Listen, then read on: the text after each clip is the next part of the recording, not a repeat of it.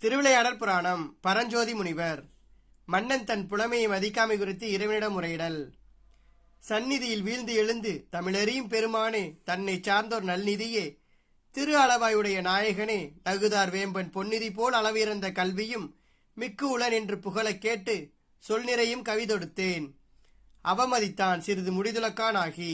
பொருள்: இடைக்காடனார் இறைவன் திருமுன் விழுந்து வணங்கி எழுந்து, தமிழறியும் பெருமானே, அடியாருக்கு நல்நிதி போன்றவனே, திரு அளவாயிலில் உரையும் இறைவனே, அழகிய வேப்பமலர் மாலை அணிந்த பாண்டியன், பொருள் செல்வத்தோடு கல்வி செல்வமும் மிக்க உடையவன் என்று புகழக் கேட்டு அவன் முன் சொற்சுவை நிரம்பிய கவிதை பாடினேன். அவனோ சிறிதேனும் சுவைத்து தலையசைக்காமல் புலமையை அவமதித்தான் என்றார்.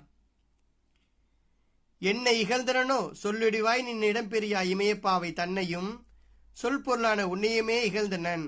என் தனக்கு யாது என்னா முன்னை